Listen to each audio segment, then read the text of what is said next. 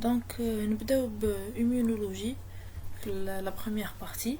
L'immunologie وشنو هي c'est une branche qui utilise le système immunitaire, يعني الجهاز المناعي تاعنا. كما نعرفوا بلي le système immunitaire تاعنا a la capacité de distinguer entre le non-soi du soi. يعني عنده la capacité يقدر يعرف كي يكونوا des organismes ولا des micro-organismes étrangers جاو للكور تاعنا. Où il agit avec des réactions de défense, يعني حامي عليه. Ce système est composé d'organes et de cellules immunitaires. كما رانا نشوفوا في هاد l'image, عندنا les différents organes sont distribués في le corps تاعنا, ودوك نشوفوا كل واحد وشنو لو رول تاعو وكيفاش راهم مقسمين.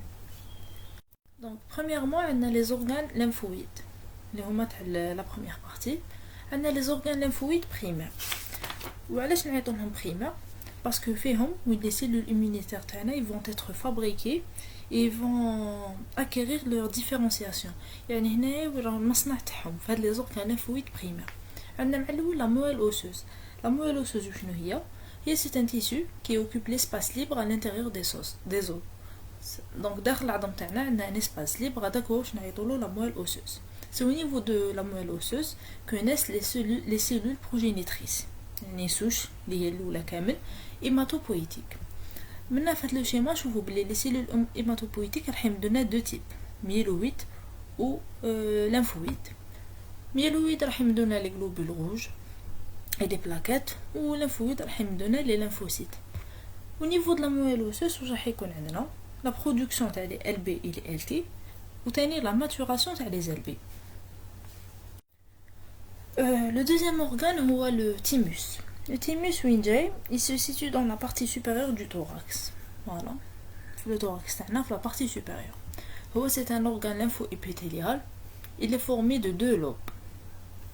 Chaque lobe est divisé en lobules. Chaque lobule à son tour renferme une zone périphérique et une zone médulaire. Il intervient pour la différenciation des lymphocytes T, où son activité elle est maximale pendant la puberté. Après la puberté, l'activité تاعو تبدا تنقص. Le troisième هي bourse de Fabricius. هذه elle est spécifique au oiseau-barque. Elle se situe dans la partie terminale du cloaque. C'est un organe de structure lymphoépithéliale. عنده دور في la différenciation des lymphocytes progénitrices des LB. Donc l'équivalent تاعو عند les mammifères ولا عند l'homme هو la moelle osseuse. Deuxièmement, on a des organes lymphoïdes secondaires.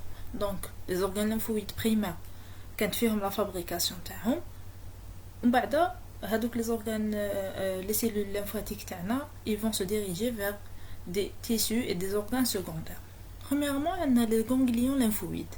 Les ganglions lymphoïdes, ce sont le lieu de prolifération des différenciations des cellules immunitaires. Les ganglions, on fait trois régions. On a une zone corticale, qui est riche en LB, une zone médulaire, une zone paracorticale plutôt, riche en LT, ou une zone médulaire, les LB, les LT, les plasmocytes et macrophages. Les ganglions, d'après cette image, on a différentes parties dans le corps. On a derrière la nuque, sous la peau, voilà. Ganglions de l'abdomen situés en profondeur, etc. بعد عندنا la rate. La rate, c'est un organisme à peu près de 12 cm de long. Il est constitué de lobules au niveau desquels s'organise la pulpe splénique. Elle comprend la pulpe rouge et la pulpe blanche.